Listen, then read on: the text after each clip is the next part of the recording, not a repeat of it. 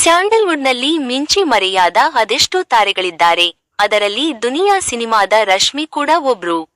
ರಶ್ಮಿ ಎನ್ನುವ ಹೆಸರು ಕೇಳಿದ ಒಡನೆ ಅಷ್ಟು ಬೇಗ ಮುಖಭಾವ ನೆನಪಾಗುವುದಿಲ್ಲ. ಆದರೆ ದುನಿಯಾ ಸಿನಿಮಾ ನಟಿ ಎಂದ ಒಡನೆ ತಟ್ಟನೆ ಈಕೆ ನೆನಪಾಗ್ತಾರೆ. ಅದ್ಭುತ ಅಭಿನಯ, ಮುಗ್ಧ ಮಾತು ಹಾಗೂ ಸಿನಿಮಾದಲ್ಲಿ ಆಕೆ ನಿಭಾಯಿಸಿದಂತಹ ಮನಕಲುಕುವ ಪಾತ್ರ ಇಂದಿಗೂ ನಮ್ಮ ಕಣ್ಣ ಮುಂದೆ ಒಮ್ಮೆ ಬಂದು ಹೋಗುತ್ತದೆ. ಸಿನಿಮಾ ಇಂಡಸ್ಟ್ರಿಗೆ ಎಂಟ್ರಿ ಕೊಡುವ ನಟಿಯರು ಹಿಟ್ ಆಗಲು ಒಂದೆರಡು ಸಿನಿಮಾಗಳು ಮಾಡಬೇಕಾಗುತ್ತದೆ. ಬೋಲ್ಡ್ ಆಗಿ ನಟಿಸಿ ಸೈ ಎನಿಸಿಕೊಳ್ಳಬೇಕಾಗುತ್ತದೆ. ಆದರೆ ಮಾಡಿದ ಒಂದೇ ಸಿನಿಮಾದಲ್ಲಿ ನಟಿ ರಶ್ಮಿ ರಾತ್ರೋರಾತ್ರಿ ಹಿಟ್ ಆಗಿದ್ದರು. ಆಕೆಯ ಆಕ್ಟಿಂಗ್ ಕಂಡು ಪ್ರೇಕ್ಷಕರು ಫಿದಾ ಆಗಿದ್ದರು. ಸಿನಿಮಾ ಪ್ರಿಯರು ಈಕೆಯ ಆಕ್ಟಿಂಗ್ಗೆ ಮನಸೋತಿದ್ದರು. ಈಕೆಗೆ ಮುಗ್ಧತೆಗೆ ಪಡ್ಡೆ ಹುಡುಗರು ಮನಸೊತ್ತಿದರು. ಮೊದಲನೇ ಸಿನಿಮಾದಲ್ಲಿ ಹಿಟ್ ಆಗಿದ್ದ ಈ ನಟಿ ನಂತರ ದಿಢೀರನೆ ಸಿನಿಮಾ ರಂಗವನ್ನು ತೊರೆದು ಬಿಟ್ಟಿದ್ದರು. ಅಷ್ಟಕ್ಕೂ ನಟಿ ರಶ್ಮಿ ಸಿನಿಮಾ ಇಂಡಸ್ಟ್ರಿ ತೊರೆದಿದ್ದೇಕೆ? ಆಕೆಯ ಬಾಳಲ್ಲಿ ನಡೆದಿದ್ದಾದರೂ ಏನು? ನಟಿ ರಶ್ಮಿ ಸೂರಿ ನಿರ್ದೇಶನದಲ್ಲಿ ಬಂದಿದ್ದ ದುನಿಯಾ ಸಿನಿಮಾದಲ್ಲಿ ನಟಿಸಿದ್ದರು. ಈ ಸಿನಿಮಾ 2007ರಲ್ಲಿ ತೆರೆಗೆ ಬಂದಿತ್ತು.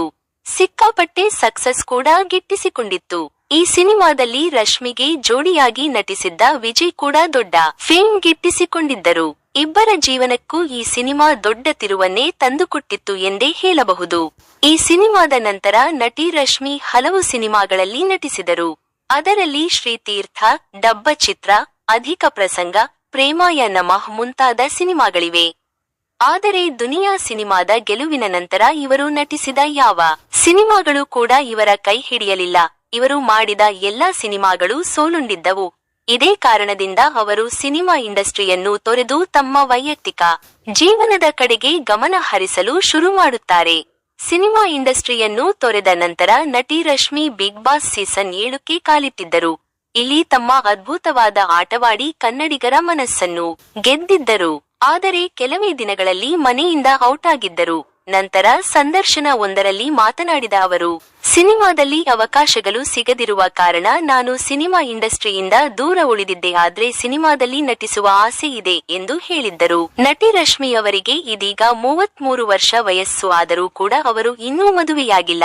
ಇದರ ಕುರಿತು ಕೂಡ ಅವರು ಮಾತನಾಡಿದ್ದು, ನಾನು ಮದುವೆಯಾಗುತ್ತೇನೆ, ಸನ್ಯಾಸಿಯಾಗಂತೂ ಇರುವುದಿಲ್ಲ. ಸಮಯ ಬಂದಾಗ ಖಂಡಿತವಾಗಿಯೂ ಮದುವೆಯಾಗುತ್ತೇನೆ ಎಂದಿದ್ದಾರೆ. ಇದು ಇವತ್ತಿನ ಅಪ್ಡೇಟ್ಸ್ ಆಗಿದ್ದು, ಇನ್ನು ಜಾಸ್ತಿ ಅಪ್ಡೇಟ್ಸ್ ಪಡೆಯಲು ನೋಡ್ತಾ ಇರಿ ಎಂಟರ್ಟೈನ್ಮೆಂಟ್ ನ್ಯೂಸ್ ಚಾನೆಲ್.